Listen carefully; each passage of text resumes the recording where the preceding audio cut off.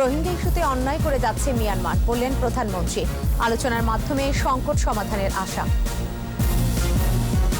রাজধানীর 5 হাসপাতালে টিকা কার্যক্রম শুরু, পার্শ্ব প্রতিক্রিয়া নেই, গুজব না ছড়ানোর আহ্বান স্বাস্থ্যমন্ত্রী। দুদকের মামলায় সাজা থেকে অব্যাহতি পেলেন কামরুল, জড়িতদের বিরুদ্ধে ব্যবস্থা নিতে আদালতের নির্দেশ। দুর্নীতির সূচকে অপরিবর্তিত বাংলাদেশ, কার্যকর পদক্ষেপ না নিলে টেকসই হবে না অর্থনীতি, বলছে টিআইবি। আধুনিক নগর করতে চান চট্টগ্রামের নবনির্বাচিত মেয়র রেজাউলকে নাসিরের অভিনন্দন।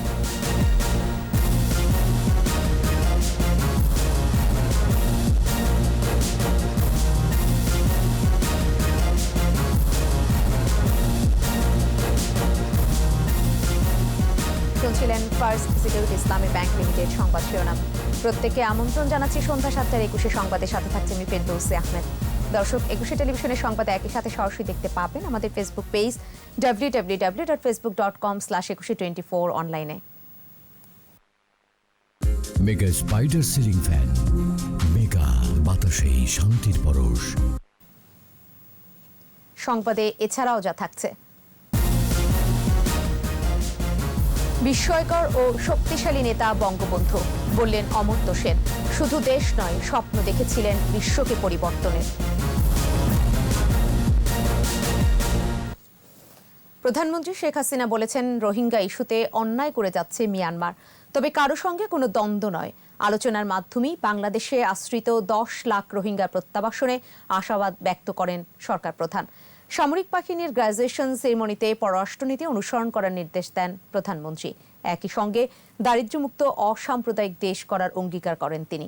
বিস্তারিত জানাচ্ছেন আকবর হোসেন সুমন।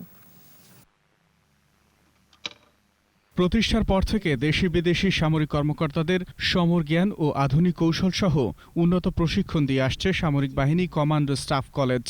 বছর শুরুতে এই প্রশিক্ষণে অংশ নেয়া কর্মকর্তাদের প্রশিক্ষণ সমাপনী ও সনদপত্র বিতরণ অনুষ্ঠানে গণভবন থেকে ভার্চুয়াল প্ল্যাটফর্মে যুক্ত হন প্রধানমন্ত্রী শেখ হাসিনা। গ্রাজুয়েশন সেরিমনিতে সনদপত্র বিতরণের অনুমতি দেন প্রধানমন্ত্রী।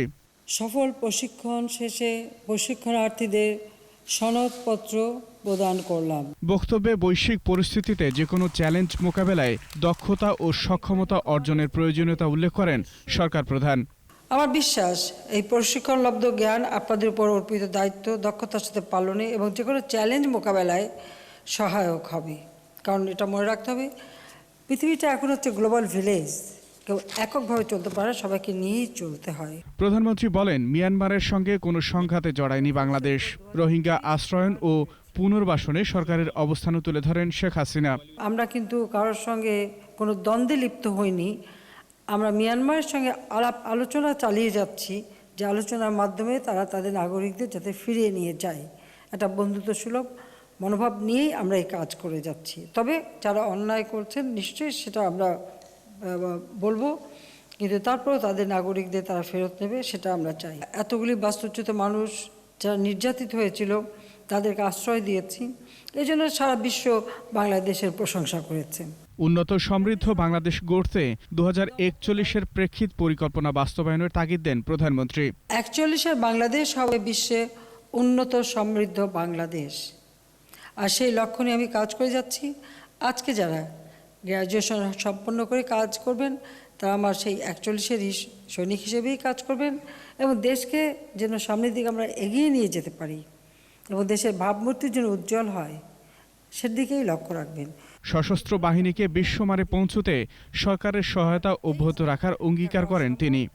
হয়তো চিরদিন থাকবো না, কিন্তু পরিকল্পনাটা দিয়ে যাচ্ছি।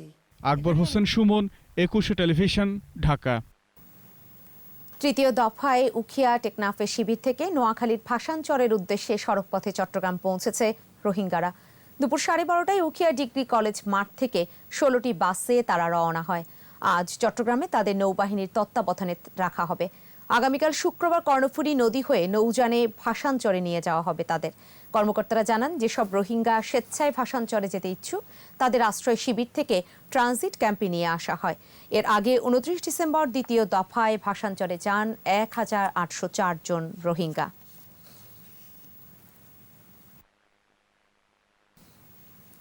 রাজধানীর 5 হাসপাতালে করোনার টিকাদান শুরু হয়েছে। এ কার্যক্রমের অংশ হিসেবে মন্ত্রী পরিষদের প্রথম সদস্য হিসেবে টিকা নিয়েছেন আইসিটি প্রতিমন্ত্রী। এছাড়াও টিকা নিয়েছেন সংস্কৃতি প্রতিমন্ত্রী, স্বাস্থ্য সচিব ও বিএসএমএমইউ এর উপাচার্য। বঙ্গবন্ধু শেখ মুজিব মেডিকেল বিশ্ববিদ্যালয়ে টিকা কেন্দ্রে এসে স্বাস্থ্যমন্ত্রী জানিয়েছেন, ঈদের মতো আনন্দমুখর পরিবেশে টিকাদান চলছে। এখনো কোনো পার্শ্ব প্রতিক্রিয়া দেখা যায়নি। গুজবে কান না দিয়ে সবাইকে ভ্যাকসিন নেওয়ার আহ্বান জানান তিনি। স্মৃতিমণ্ডলের রিপোর্ট। বঙ্গবন্ধু শেখ মুজিব মেডিকেল বিশ্ববিদ্যালয়ে মেডিকেল কনভেনশন সেন্টারে টিকাদান কেন্দ্র পরিদর্শনে আসেন স্বাস্থ্যমন্ত্রী জাহিদ মালেক। বুথগুলো ঘুরে দেখেন তিনি। পরে মন্ত্রী বলেন, আনন্দমুখর পরিবেশে চলছে টিকা কার্যক্রম। এখন পর্যন্ত কোনো পার্শ্ব প্রতিক্রিয়া হয়নি জানান মন্ত্রী। আহ্বান জানান গুজব বা অপপ্রচারে কান না দিয়ে টিকা নেয়ার জন্য। যেভাবে ঈদ হয়, ঈদের সময় ঠিক এই ধরনের আনন্দ ঘন পরিবেশে টিকাটা নেওয়া হচ্ছে। যারা টিকা নিয়েছে সকলেই ভালো আছে, সুস্থ আছে, কোনো রকমের অসুবিধা দেখা দেয়নি, পার্শ্ব প্রতিক্রিয়া দেখা দেয়নি। এই টিকা নিয়ে যাতে কোনো রকমের গুজব না ছড়ানো হয়। যারা অ্যাপ নিবন্ধন করতে পারবেন না তাদের কেন্দ্রে এসে টিকা দেওয়ার কথা বলেন মন্ত্রী। সকল জল্পনা কল্পনা দূর করে এর আগে বঙ্গবন্ধু শেখ মুজিব মেডিকেল বিশ্ববিদ্যালয়ের উপাচার্য কনক কান্তি বড়ুয়া এবং স্বাস্থ্য সচিব এম এ মান্নান করোনার ভ্যাকসিন নেন। ক্যান্সার সহ অনিয়ন্ত্রিত ডায়াবেটিক রোগীদের টিকা না নেয়ার পরামর্শ দেন বিএসএমএমইউ উপাচার্য। ক্যান্সারে আক্রান্ত মনে করেন তাদেরকে, এবং যাদের মনে করেন আনকন্ট্রোল ডায়াবেটিস আছে, যাদের kidney end stage kidney failure বলে আমরা, সেগুলো যদি থাকে সেগুলোকে একটু টিকা থেকে বিরত রাখা উচিত। করোনার টিকা নেওয়া শেষে আইসিটি প্রতিমন্ত্রী জুনায়েদ আহমেদ পলক বলেন, সোশ্যাল মিডিয়ায় অপপ্রচার চলছে, তাই মন্ত্রী পরিষদের সদস্য হিসেবে টিকা নিয়েছেন তিনি। সোশ্যাল মিডিয়াতে এক ধরনের গোষ্ঠী অপপ্রচার করছে, গুজব তৈরি করছে। তারা বলছে মন্ত্রীরা কেন নিচ্ছে না, মন্ত্রীরা আগে নিক, তারপরে সাধারণ মানুষকে দিক, সাধারণ মানুষকে ঝুঁকির মধ্যে কেন টিকা দেওয়া হচ্ছে, এরকম কেন একটা মিথ্যা অপপ্রচার চালানো হচ্ছে। সেই কারণেই সম্মতিপত্রে টিকার যে কার্ড সেটাতে সই করেছি এবং আপনাদের সামনে আমি টিকা গ্রহণ করেছি। টিকা নেওয়ার পরে আমার কিন্তু বিন্দু পরিমাণ কোনো পার্শ্ব প্রতিক্রিয়া হয় নাই। সুরক্ষা অ্যাপ নিবন্ধন কার্যক্রম ঠিকভাবে চলছে বলেও জানান আইসিটি প্রতিমন্ত্রী। এখন যারা 55 বছর বয়সের উপরে তারাও কিন্তু রেজিস্ট্রেশন করতে পারেন। রেজিস্ট্রেশন ওপেন করা হয়েছে। ঢাকা মেডিকেল কলেজ হাসপাতাল টিকাদান কেন্দ্রে করোনার ভ্যাকসিন নেন সংস্কৃতি প্রতিমন্ত্রী কে এম খালিদ। এটা ব্যাপক অপপ্রচার চালাচ্ছে বিরোধী দল। তাদের এই অপপ্রচারকে খণ্ডন করার জন্য আমরা যারা দায়িত্বশীল পদে আছি সেজন্য আমরা আগ বাড়িয়ে টিকা নিচ্ছি, যেন মানুষের মাঝে কোনো ভীতি না কাজ করে। সবকিছু ঠিকঠাক থাকলে 7 ফেব্রুয়ারি থেকে সারা দেশে টিকাদান কর্মসূচি শুরু হবে। ভ্যাকসিনটা নিয়ে যাতে কোনো নেগেটিভ কথা কেউ না বলে। স্মৃতিমণ্ডল, 21 টেলিভিশন, ঢাকা। কোভিড-19-এ 24 ঘন্টায় মারা গেছে আরও 15 জন। এ নিয়ে মোট মৃত 8,087। মৃত্যুহার 1.51%। স্বাস্থ্য অধিদপ্তরের তথ্য বলছে 328তম দিনে 204টি ল্যাবে করোনা পরীক্ষা হয়েছে 14,830। শনাক্তের সংখ্যা 509। মোট শনাক্ত 5,33,953। নতুন 611 জন সহ সুস্থ 4,78,546। করোনায় দৈনিক সংক্রমণ হার 3.43%। এ পর্যন্ত শনাক্তের হার 14.77%। সুস্থতার হার 89.62%। অবশেষে সাজা থেকে অব্যাহতি পেলেন নিরপরাধ কামরুল ইসলাম। দুদকের তদন্তের ভুলে জালিয়াতির মামলায় 5 বছর জেল হয় কামরুলের। সেই সাজা থেকে তাকে অব্যাহতি দিয়েছেন হাইকোর্ট। একই সাথে ওই মামলা পুনরায় তদন্তের নির্দেশ দেওয়া হয়েছে। বিচারপতি এম এনায়েতুর রহিম ও বিচারপতি মুস্তাফিজুর রহমানের বেঞ্চ এ আদেশ দেন। একই সাথে ঘটনার জন্য দায়ী ব্যক্তিদের বিরুদ্ধে বিভাগীয় ব্যবস্থা নেওয়ারও নির্দেশ দেওয়া হয়েছে। দেখুন মফিউর রহমানের রিপোর্ট। 18 বছর আগে এসএসসির ভুয়া নম্বর ও প্রশংসাপত্র তৈরি করে মাইজদি পাবলিক কলেজে একাদশ শ্রেণীতে ভর্তির অভিযোগে কামরুলের বিরুদ্ধে মামলা করে তখনকার দুর্নীতি দমন ব্যুরো। ওই মামলায় তাকে 5 বছর জেল ও অর্থদণ্ড দেয় আদালত। এরপর মামলার সাজা পরোয়ানার ভিত্তিতে হয়রানি ও গ্রেপ্তার না করার জন্য গত বছরের অক্টোবরে কামরুল ইসলাম রিট আবেদন করেন। আবেদনে যুক্ত প্রত্যয়নপত্রে দেখা যায় তিনি নোয়াখালী চিফ জুডিশিয়াল ম্যাজিস্ট্রেট আদালতের অফিস সহায়ক হিসেবে কর্মরত। তার সার্ভিস বুক ও এসএসসি পাশের সনদ অনুসারে তিনি 1990 সালের 15 অক্টোবর জন্মগ্রহণ করেন। মামলার প্রতিবেদনে প্রকৃত আসামি মোহাম্মদ কামরুল ইসলাম দেশের বাইরে আছেন বলে উল্লেখ করা হয়। আর ঘটনার শিকার কামরুলের বয়স তখন ছিল 8 বছর। দুদকের আইনজীবী তাদের ভুল স্বীকার করেন, জানান ভুক্তভোগী ক্ষতিপূরণ চেয়ে আবেদন করলে তা বিবেচনা করতে দুদকের প্রতি নির্দেশ দিয়েছে হাইকোর্ট। হাইকোর্ট বিচারিক আদালতের রায়টা বাতিল করে দিল। বাতিল করে দিয়ে যেই ভদ্রলোক রিট পিটিশন করেছিলেন ওনাকে এখান থেকে অব্যাহতি দিয়ে দিলেন, উনি বেকসুর খালাস পাবে প্লাস এবং পুরো মামলাটি পুনঃ তদন্তের জন্য দুর্নীতি দমন কমিশনে পাঠিয়ে দিয়েছে। ভুল তদন্ত শিকার কামরুলের সাজা বাতিল হওয়ার পাশাপাশি দায় থেকে অব্যাহতি পেয়েছেন বলে জানান তার আইনজীবী। রিট পিটিশনারের পক্ষে রায় দেওয়া হয়েছে, উনি রুলটা অ্যাবসলিউট করে যেই জাজমেন্টটা হয়েছে ফুল জাজমেন্টটা স্যাটিসফাইড করে দিয়েছেন।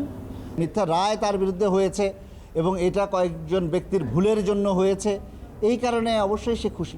নোয়াখালীর হরিনাথপুর উচ্চ বিদ্যালয় থেকে 2006 সালে কামরুল এসএসসি পাশ করেন বলে প্রত্যয়নপত্রে উল্লেখ রয়েছে। দুদকের যেই কর্মকর্তা এই মামলার তদন্তের সাথে জড়িত ছিলেন তাদের বিরুদ্ধে বিভাগীয় ব্যবস্থা গ্রহণের জন্য আদালত নির্দেশ দিয়েছেন। মফিউর রহমান, একুশে টেলিভিশন, ঢাকা। দুর্নীতির বিরুদ্ধে সরকারের শীর্ষ পর্যায়ের কঠোর অবস্থান এবং নানা পদক্ষেপ থাকলেও যথাযথ বাস্তবায়ন হয়নি। ফলে স্কোর অপরিবর্তিত থাকলেও দুর্নীতির ধারণা সূচকে 2 ধাপ অবনতি হয়েছে বাংলাদেশে। বৃহস্পতিবার অনলাইন সংবাদ সম্মেলনে এ তথ্য প্রকাশ করে ট্রান্সপারেন্সি ইন্টারন্যাশনাল বাংলাদেশ টিআইবি। মেহেদী হাসানের রিপোর্ট। বিশ্বজুড়ে রাজনীতি ও প্রশাসনে দুর্নীতির ব্যাপকতা সম্পর্কে সংশ্লিষ্ট দেশের ব্যবসায়ী, বিনিয়োগকারী, গবেষক ও বিশ্লেষকদের ধারণার উপর ভিত্তি করে প্রতি বছরই সূচক প্রকাশ করে ট্রান্সপারেন্সি ইন্টারন্যাশনাল। আন্তর্জাতিক খ্যাতিসম্পন্ন 12টি প্রতিষ্ঠান এ জরিপ পরিচালনা করে। নিয়ন্ত্রণ করতে না পারি তাহলে আমাদের 2020 সালে 180টি দেশের উপর পরিচালিত এই জরিপ অনুযায়ী বাংলাদেশের অবস্থান আগের বছরের মতোই 146তম এবং স্কোরও 100-র মধ্যে 26। দেশ হিসেবে দিক থেকে আগের বছর অবস্থান ছিল 14তম, এবছর এই অবস্থান 12। এ তালিকায় দক্ষিণ এশিয়ায় বাংলাদেশের নিচে অবস্থান করছে শুধুমাত্র আফগানিস্তান।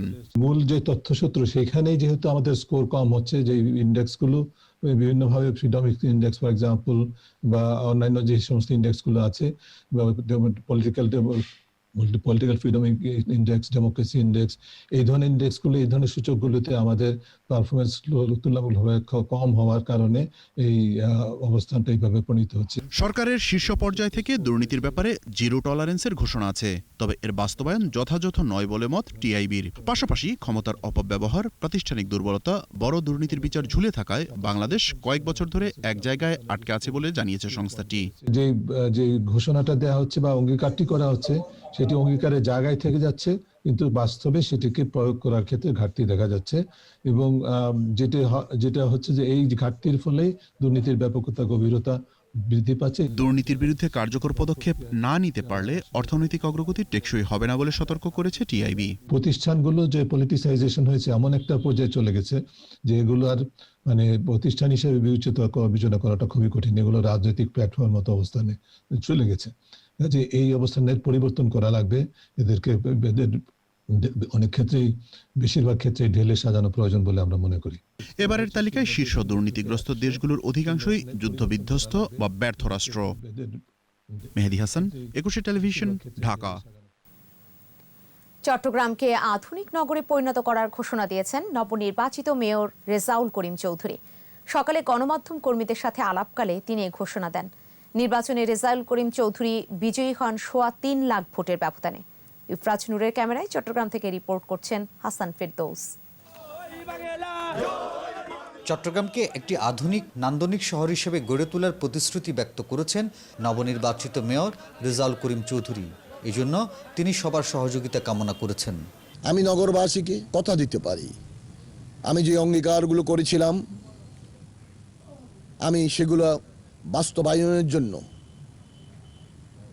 কঠোর পরিশ্রম করব, প্রচেষ্টা চালিয়ে যাব এবং আমার সমস্ত অভিজ্ঞতাকে আমি কাজে লাগাবো। নবনির্বাচিত মেয়রকে অভিনন্দন জানিয়েছেন সাবেক মেয়র আজমন নাসির উদ্দিন। নতুন মেয়রের হাত ধরেই চট্টগ্রাম একটি আধুনিক এবং পরিকল্পিত নগরী হিসেবে গড়ে উঠবে বলে আশাবাদ ব্যক্ত করেন তিনি। নগরবাসীর সুরে সুর মিলিয়ে আমিও নতুন যিনি মেয়র নির্বাচিত হয়েছেন ওনার কাছে প্রত্যাশা করব, এই নগরটা যেহেতু বন্দরনগর বাণিজ্যিক রাজধানী, প্রকৃতি প্রদত্ত একটা নান্দনিক শহর, এই শহরের যে সৌন্দর্য, যে অপরূপ যে সৌন্দর্য, সেটাকে পুনরুদ্ধার করা হবে। এর আগে ভোট গণনা শেষে রিটার্নিং অফিসার আনুষ্ঠানিকভাবে রেজাউল করিম চৌধুরীকে বেসরকারিভাবে নির্বাচিত ঘোষণা করেন। মোহাম্মদ রেজাউল করিম চৌধুরী বাংলাদেশ আওয়ামী লীগ প্রতীক নৌকা, তিনি বেশি ভোট পাওয়ায় তাকে আমরা বেসরকারিভাবে নির্বাচিত ঘোষণা করলাম। বুধবার দু একটি বিচ্ছিন্ন ঘটনা ছাড়া শান্তিপূর্ণ পরিবেশে অনুষ্ঠিত হয় চট্টগ্রাম সিটি কর্পোরেশন নির্বাচনে 40টি সাধারণ এবং 14টি সংরক্ষিত কাউন্সিলের পদে 4 জন বিদ্রোহী প্রার্থী ছাড়া সব আসনে নির্বাচিত হয়েছেন আওয়ামী লীগ সমর্থিত প্রার্থীরা। হাসান ফেরদৌস, 21 টেলিভিশন, চট্টগ্রাম। বঙ্গবন্ধু শেখ মুজিবুর রহমান তার দূরদর্শী চিন্তা ভাবনা দিয়ে শুধু বাংলাদেশ নয়, বিশ্বকে পরিবর্তন করার স্বপ্ন দেখেছিলেন। এমনটাই বললেন নোবেল বিজয়ী অর্থনীতিবিদ অমর্ত্য সেন। লন্ডনে মুজিব বর্ষ উপলক্ষে Bangabandhu and visions of Bangladesh শীর্ষক ভার্চুয়াল সেমিনারে তিনি বঙ্গবন্ধুকে আখ্যা দেন বিস্ময়কর মানুষ ও শক্তিশালী নেতা হিসেবে। সেন্টার ফর পলিসি ডায়ালগের চেয়ারম্যান রেহমান সোবহান বলেন, পুঁজিবাদী বর্তমান বিশ্বেও বঙ্গবন্ধুর নীতি ও আদর্শের প্রতিফলন ঘটাতে সফল হয়েছে বাংলাদেশ। বাকিটা জানাচ্ছেন দুলি মল্লিক।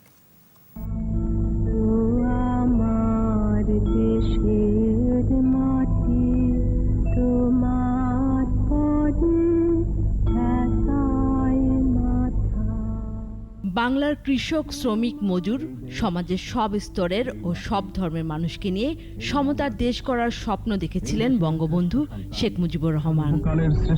তার জীবন, রাজনৈতিক দর্শন ও কর্মকাণ্ডে বারবারই এমন সাম্যের নীতি স্পষ্ট ছিল।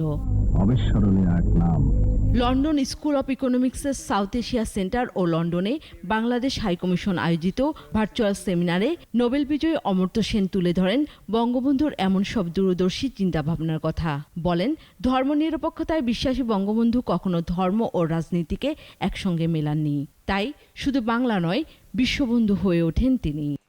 Bangabandhu's powerful diagnostic criterion about not making political use of religion has extensive applications today. Since it is important, Bangabandhu, rightly described as friend of all, friend of Bengal, can also be described as Vishwabandhu, as friend of the world, because there are gains to be made by people across the world, not just in Bengal, from following and learning from his ideas. জানান, বাংলার চিরাচরিত কৃষ্টি কালচারই প্রভাবিত করে বঙ্গবন্ধুকে, যা তার জীবনের মূলনীতির অংশ হয়ে ওঠে। স্বাধীনতা পরবর্তী সময়ে বাংলাদেশের সংবিধান সহ বিভিন্ন ক্ষেত্রে যার প্রতিফলন ঘটে। I have to cultivate my courage before ending this talk to greet an exceptional neighbor whose great ideas and leadership have, and here I say with pride, changed the world. সেমিনারে সেন্টার ফর পলিসি ডায়ালগের chairman Rehman Sobhan বলেন, বঙ্গবন্ধুর জন্মশতবার্ষিকীতে এসে পুঁজিবাদী বিশ্বের মাঝেও সমতার বাংলাদেশ অনেকটাই দৃশ্যমান। Of course, we should further keep in mind that in the Bangladesh of today, we of course do have a much more inegalitarian society, and with a much stronger and wider vested interest, which in fact has built up over the years, again, not just here, but in many other societies, in perpetuating inequalities, and which will present a much more severe challenge to the realization of a more egalitarian society. One of the great advantages that we had in post-liberation Bangladesh. তবে এই ধর্মনিরপেক্ষ ও সমতার দেশ করার নীতি ও তার বাস্তবায়নের ফলও দিতে হয়েছে বঙ্গবন্ধুকে। লন্ডনে নিযুক্ত বাংলাদেশের হাইকমিশনার সাইদা মুন্না তাসনিম বলেন, যারা তার নীতিতে বিশ্বাসী ছিল না, তাদের হাতেই নির্মমভাবে প্রাণ দিতে হয়েছে বঙ্গবন্ধুকে। Why did Bangabandhu have to die? He was killed so brutally. Was it because it was a clash between his values of secularism and people who didn't believe in it? And does that threat continue in Bangladesh even today? What kind of Bangladesh would 65% young population of Bangladesh like to see? In his opinion, given that Bangabandhu had to pay with his life because he never compromised on his values of separating the state from religion. সেমিনারে আরও বক্তব্য রাখেন London School of ইকোনমিক্সের South Asia সেন্টারের পরিচালক Dame মিনোচে Shafiq ও অধ্যাপক আলনুর ভিমানি। দুলি Mallick, 21 television. নিচ্ছি প্রিমিয়ার ব্যাংক লিমিটেড সংবাদ বিরতি। নো মাস্ক নো সার্ভিস বিধি মেনে চলুন, সুস্থ থাকুন, যখন ফিরবো তখন থাকবে। প্রেসিডেন্টের শাহিদের বিরুদ্ধে 2 মামলার চার্জ গঠন, সাক্ষ্য গ্রহণ 23 ফেব্রুয়ারি। ছোটা শাকিল পরিচয়ে চাঁদা দাবির অভিযোগে আটক 1, প্রতারক চক্রের 5 সদস্য গ্রেফতার। দেখছেন সন্ধ্যা 7টার 21 সংবাদ। বাংলাদেশের সবচেয়ে জনপ্রিয় প্রতীক নৌকা, জনপ্রিয় নেতা প্রধানমন্ত্রী বঙ্গবন্ধু কন্যা শেখ হাসিনা। চট্টগ্রাম সিটিতে তারই প্রতিফলন ঘটেছে। জাতীয় সংসদের রাষ্ট্রপতির ভাষণের উপর ধন্যবাদ প্রস্তাবের আলোচনায় পানি সম্পদ উপমন্ত্রী এনামুল হক শামীম বলেন, চট্টগ্রাম সিটি নির্বাচন থেকে বিএনপি শিক্ষা নেওয়া উচিত। আলোচনায় অন্যান্য সংসদ সদস্যরা বলেন, পদ্মা সেতু, কর্ণফুলী টানেল, মেট্রো রেল সহ সকল উন্নয়নই বিএনপির গাত্রদাহের কারণ। বিশ্বকে অনেক উন্নত দেশ যখন হাতিই পায়নি, তখন বাংলাদেশ ভ্যাকসিন কার্যক্রম পরিচালনা করছে। এটা বর্তমান সরকারের দেশ পরিচালনার দক্ষতারই পরিচয়।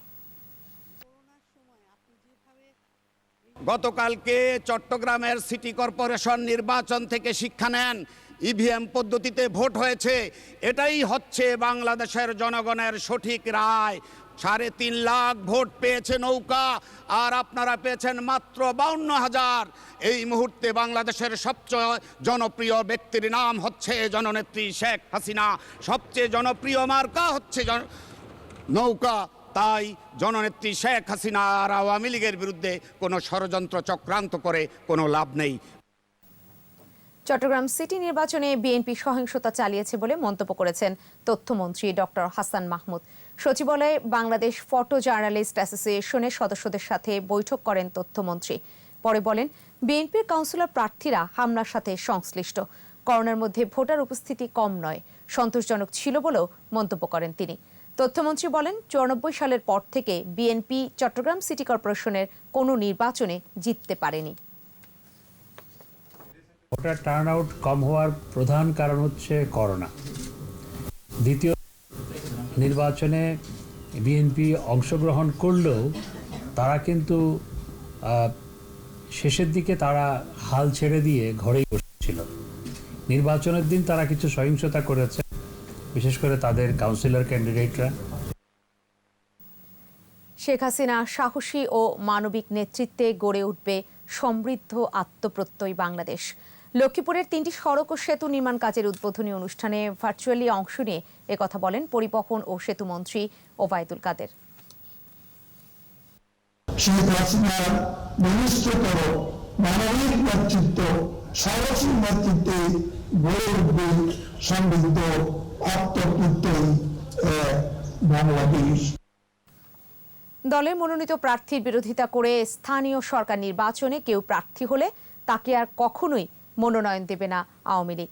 দলের কেন্দ্রীয় নেতারা বলছেন, বিদ্রোহী প্রার্থী হয়ে বিজয়ী হলেও পরবর্তীতে তিনি দলীয় মনোনয়ন পাবেন না।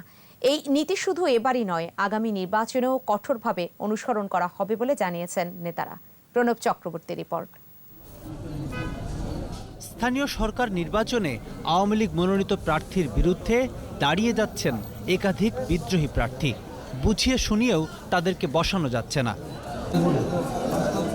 এর ফলে ক্ষতিগ্রস্ত হচ্ছেন দলের প্রার্থীরা। স্থানীয় নেতাকর্মীদের মতবিরোধ আর বিভাজনে অনেক ক্ষেত্রে পরাজিতও হন নৌকা প্রতীকের প্রার্থীরা। এই সংকট থেকে বেরিয়ে আসতে এবারের পৌরসভা নির্বাচনে দলের বিদ্রোহীদের জন্য কঠোর বার্তা দিচ্ছে আওয়ামী লীগ। সিনিয়র নেতারা বলছেন, বিদ্রোহী হলে সাংগঠনিক ব্যবস্থা নেওয়া হবে, জয়ী হলে কখনোই দলীয় মনোনয়ন পাবে না বলেও হুঁশিয়ারি দিয়েছেন তারা। হয় নিজের বুদ্ধিহীনতার কারণে অথবা কখনো অন্য কারো উস্কানিতে বিদ্রোহী প্রার্থী হিসাবে দাঁড়িয়ে যাচ্ছে। মনোনয়ন বোর্ডের সিদ্ধান্ত হয়েছে যে যারা বিদ্রোহী প্রার্থী হিসাবে দাঁড়াবে তাদের বিরুদ্ধে আমাদের গঠনতন্ত্র মোতাবেক দলীয় শৃঙ্খলা ভঙ্গের কারণে ব্যবস্থা নেওয়া হবে, এবং ইতিমধ্যে কিছু ব্যবস্থা নেওয়া হয়েছে। অতীতে যারা বিদ্রোহী প্রার্থী হয়েছেন তাদেরকে তারা যদি নতুন করে মনোনয়ন চায় তাদেরকে আমরা মনোনয়ন দিচ্ছি না। সম্প্রতি নেত্রকোনার মদন পৌরসভা নির্বাচনে মেয়র প্রার্থী হিসেবে আব্দুল মান্নান তালুকদার শামীমকে মনোনয়ন দিয়ে পরবর্তীতে তাকে বাদ দিয়ে আরেকজনকে প্রার্থী করা হয়, কারণ তিনি গত নির্বাচনে বিদ্রোহী প্রার্থী হিসেবে মেয়র নির্বাচিত হয়েছিলেন।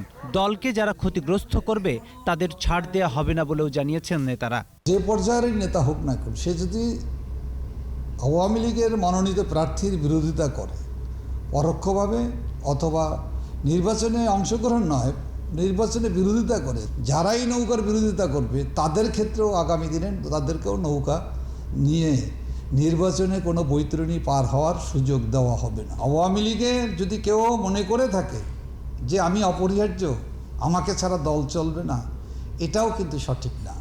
আওয়ামী লীগে অপরিহার্য একমাত্র একজন, তিনি হলেন জাতির পিতার সুযোগ্য সন্তান, আওয়ামী লীগ সভাপতি মাননীয় প্রধানমন্ত্রী দেশরত্ন শেখ হাসিনা। আগামীতেও যারা দলের প্রার্থীর বিরুদ্ধে অবস্থান নেবে তাদের বিরুদ্ধেও কঠোর এই বার্তা দিয়ে রাখল আওয়ামী লীগ।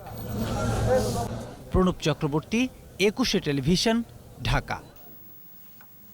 একই সাথে 20 দলীয় জোট ও ঐক্যফ্রন্ট, দুই জোটকে সক্রিয় করতে চায় বিএনপি। দলের নেতারা বলছেন, জোট সক্রিয় করতে কাজ শুরু করেছেন মহাসচিব মির্জা ফখরুল ইসলাম আলমগীর। শুধু জোটই নয়, জোটের বাইরে দলগুলোর সঙ্গে আলোচনা চলছে বলেও জানান বিএনপি নেতারা। জসিম জুয়েলের রিপোর্ট। ঐক্যফ্রন্ট গঠন নিয়ে 20 দলের সঙ্গে দূরত্ব বাড়ে বিএনপির। একটি জোট থাকার পরও বিএনপির নতুন করে আরেকটি জোট করা মানতে পারছিল না 20 দলের শরিকরা। সেই থেকেই সম্পর্কের টানাপোড়েন। 2018 সালের 13 অক্টোবর নির্বাচনকে কেন্দ্র করে গঠিত হয় ঐক্যফ্রন্ট। নির্বাচনের পর ঝিমিয়ে পড়ে ঐক্যফ্রন্ট। গত 2 বছর একরকম অকার্যকর অবস্থায় আছে এই জোটটি। এত কোটি কোটি জনগণ রয়েছে, তো আমরা কিসের ভয় করব? বিএনপি নেতারা বলছেন, দূরত্ব কমাতে উভয় জোটের সঙ্গেই যোগাযোগ শুরু করেছে বিএনপি। দাবি আদায়ে আবারও একসঙ্গে মাঠে নামতে চায় বলে জানায় দলটি। এর প্রস্তুতি হিসেবেই বিএনপির মহাসচিব জোট সঙ্গীদের সাথে যোগাযোগ শুরু করেছেন। যোগাযোগ তো আমাদের সবাই সাথে আছে, কিন্তু যুগপৎভাবে সবাই যার যার অবস্থান থেকে কাজ করছে। এখন যখন জাতীয় আন্দোলন শুরু হবে তখন স্বাভাবিকভাবে তাও যুগপৎ হবে, কিন্তু তখনও সবার সাথে যোগাযোগ থাকবে। নির্বাচন আদায়ের ব্যাপারের যে আন্দোলনটা, এই ব্যাপারটাও এখন করার প্রস্তুতি চলছে এবং ইতিমধ্যেই আমাদের দলের পক্ষ থেকে মাননীয় মহাসচিব যোগাযোগ শুরু করেছেন এবং 20 দলীয় জোটের সঙ্গে যোগাযোগের দায়িত্বপ্রাপ্ত যিনি নেতা তিনিও শুরু করেছেন। আমরা আশা করছি এই দুটো প্ল্যাটফর্ম কি আবারও আমরা খুব তাড়াতাড়ি গণতন্ত্র পুনরুদ্ধারের আন্দোলন এবং পরবর্তীতে নির্বাচন, এই লক্ষ্যে আবার নতুন করে সক্রিয় করতে সক্ষম হব। শুধু জোট নয়, আলোচনা চলছে অন্যান্য রাজনৈতিক দলের সঙ্গেও। জোটকে নতুন করে সক্রিয় করতে বিএনপির উদ্যোগের ফল খুব দ্রুতই দেখা যাবে বলে জানান বিএনপি নেতারা। 20 দল ঐক্য জোটের বাইরেও যারা আছে তাদেরও কিন্তু লক্ষ্যবস্তু তো একটাই, জাতিকে মুক্ত করা আজকের এই অগণতান্ত্রিক স্বৈরতান্ত্রিক অবস্থান থেকে মুক্ত করা জাতিকে। আর সেই সরকার যদি বিশেষ করে অত্যাচারী হয় বেশি মাত্রায়, সেদিকগুলো লক্ষ্য রেখে এগোতে হচ্ছে, তো এই জন্য গতিটা ওইভাবে বোঝা যাচ্ছে না, কিন্তু আলোচনা হচ্ছে এবং সেই আলোচনার ফলাফলও আপনারা দেখতে খুব বেশি সময় লাগবে আমার এমনটা মনে হয় না, যতটুকু অগ্রগতি আমি জানি। জোট সক্রিয় করে কর্মসূচি ভিত্তিক আন্দোলনে নামতে চায় BNP. Jasim Jewel, 21 television, Dhaka. Regent হাসপাতালের চেয়ারম্যান শাহিদ করিমের অস্ত্র ও বিশেষ ক্ষমতা আইনের 2টি মামলায় অভিযোগ গঠন করা হয়েছে। সাতক্ষীরা জেলা ও দায়রা জজ আদালতে এই অভিযোগ গঠন করা হয়। মামলা দুটি সাক্ষ্য গ্রহণের তারিখ 23 ফেব্রুয়ারি ধার্য করা হয়েছে। এই 2টি মামলার শাহেদ একমাত্র আসামি। অভিযোগ গঠন শেষে তাকে আবারও সাতক্ষীরা কারাগারে নিয়ে যাওয়া হয়। গেল 15 জুলাই সাতক্ষীরার দেবহাটার সাকরা কোমরপুর এলাকা দিয়ে ভারতে পালানোর সময় র্যাব শাহেদকে আটক করে। ভারতের ডন ছোটা শাকিল পরিচয়ে ব্যবসায়ীর কাছ থেকে চাঁদা দাবির অভিযোগে একজনকে গ্রেফতার করেছে গোয়েন্দা পুলিশ।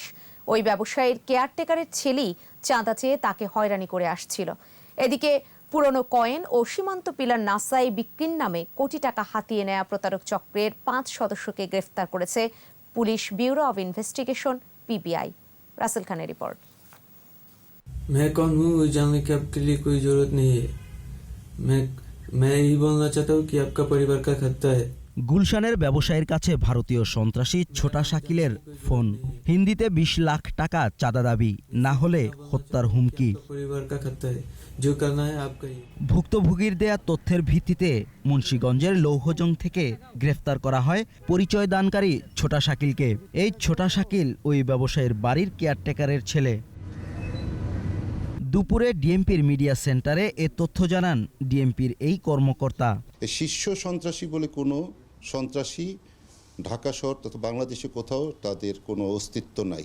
যদি ভীত হন দয়া করে তাদের যখন ফোন করবে তাদেরকে ফোন কেটে দিবেন, অন্যথায় যদি ভয় পান পার্শ্ববর্তী যে কোনো পুলিশ স্টেশন আপনাদের পার্শ্ববর্তী সেখানে জিডি করবেন, অন্যথায় আমাদেরকেও জানাবেন। এদিকে ব্রিটিশ আমলের দাতব কয়েনে ইউরেনিয়াম আছে, আর ইউরেনিয়াম ব্যবহৃত হয় নাসার গবেষণায়, এই বলে প্রতারণা। এই প্রতারক চক্রের 5 সদস্যকে গ্রেফতার করেছে পুলিশ ব্যুরো অফ ইনভেস্টিগেশন। পিবিআই সদর দপ্তরে সংস্থাটির প্রধান জানান, এই প্রতারক চক্রের সদস্যরা বাস্তবে শাড়ির ব্যবসা, পেয়ারা চাষি ও বাড়ির কেয়ারটেকার হিসেবে কাজ করত। যারা ভিকটিম ওনাকে চুয়াডাঙ্গা নিয়ে যান, চুয়াডাঙ্গা নিয়ে ওনাকে দেখান যে জিনিসটা কি, এবং ওনারা এখানে তার পরীক্ষা নিরীক্ষা করার জন্য একটা বিভিন্ন ধরনের যন্ত্র কৌশল আছে, সেখানে বিভিন্ন লাল লাইট হলুদ বাতি জ্বলে এবং ওনারা ওইটা পানিতে ভাসায়, সেই একটা কয়েন। একই দিনে মানব পাচারকারী চক্রের 3 প্রতারককে গ্রেফতার করেছে পিবিআই। ভুয়া ওয়েবসাইট তৈরি করে বিদেশ পাঠানোর নামে কোটি কোটি টাকা হাতিয়ে নিত চক্রটি। রাসেল খান, 21 টেলিভিশন, ঢাকা। নিচ্ছি প্রিমিয়ার ব্যাংক লিমিটেড সংবাদ বিরতি। নো মাস্ক নো সার্ভিস বিধি মেনে চলুন, সুস্থ থাকুন। যখন ফিরছি তখন অন্যান্য খবরের সঙ্গে আরও থাকবে। 18 মার্চ থেকে 28 দিনের 21 গ্রন্থমেলা, প্রকাশকদের দেয়া হবে প্রণোদনা। দেখছেন সন্ধ্যা 7টার 21 সংবাদ। মার্চের 18 থেকে 14 এপ্রিল পর্যন্ত একটানা 28 দিন অমর 21 গ্রন্থমেলা অনুষ্ঠানের সিদ্ধান্ত নিয়েছে বাংলা একাডেমি। আইন শৃঙ্খলা রক্ষাকারী বাহিনী, প্রকাশক ও মেলা কমিটির বৈঠকে এই সিদ্ধান্ত হয়। প্রধানমন্ত্রী শেখ হাসিনা মেলা উদ্বোধন করবেন জানিয়ে একাডেমির মহাপরিচালক বলেন, স্বাস্থ্যবিধি মেনে অনুষ্ঠানের সকল প্রক্রিয়া, স্টল বিন্যাস ও নকশার কাজ 2-1 দিনের মধ্যেই শুরু হবে। প্রকাশকদের প্রণোদনা দেয়া হবে বলেও জানান তিনি।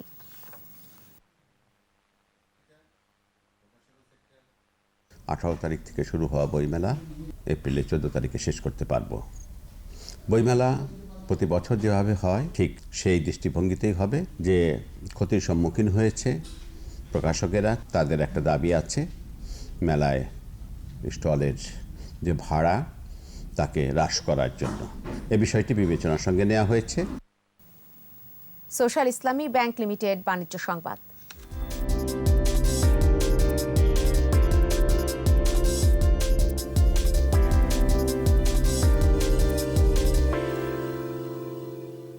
সূচক ও লেনদেন বেড়েছে দেশের পুঁজি বাজারে, একই সঙ্গে দর বেড়েছে বেশিরভাগ প্রতিষ্ঠানের। বৃহস্পতিবার ডিএসইতে লেনদেন হওয়া 359টি প্রতিষ্ঠানের মধ্যে দর বেড়েছে 134টির, কমেছে 131টির, আর অপরিবর্তিত ছিল 94টির দর। ডিএসইর প্রধান সূচক ডিএসইএক্স 9 পয়েন্ট বেড়ে উঠে আসে 5724 পয়েন্টে। দিন শেষে ডিএসইতে লেনদেনের পরিমাণ দাঁড়ায় 941 কোটি 9 লাখ টাকা। সূচক বেড়েছে অপর স্টক এক্সচেঞ্জ সিএসইতেও। লেনদেন হয়েছে 43 কোটি 41 লাখ টাকার শেয়ার ও মিউচুয়াল ফান্ড ইউনিট।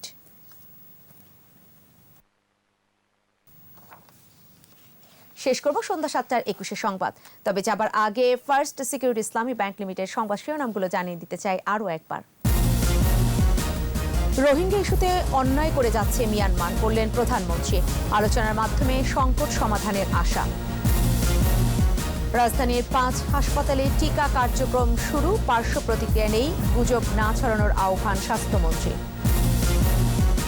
দুদকের মামলায় সাজা থেকে অব্যাহতি পেলেন কামরুল, জড়িতদের বিরুদ্ধে ব্যবস্থা নিতে আদালতের নির্দেশ। দুর্নীতির সূচকে অপরিবর্তিত বাংলাদেশ, কার্যকর পদক্ষেপ না নিলে টেকসই হবে না অর্থনীতি, বলছে টিআইবি। আধুনিক নগর গড়তে চান চট্টগ্রামের নবনির্বাচিত মেয়র রেজাউলকে নাসিরের অভিনন্দন।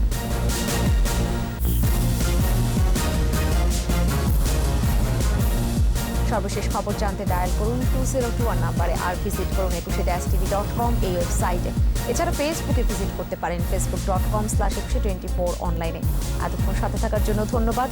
পরবর্তী সংবাদ রয়েছে রাত 9টায়। দেখার আমন্ত্রণ রইল। স্বাস্থ্যবিধি মেনে চলুন, সুস্থ থাকুন।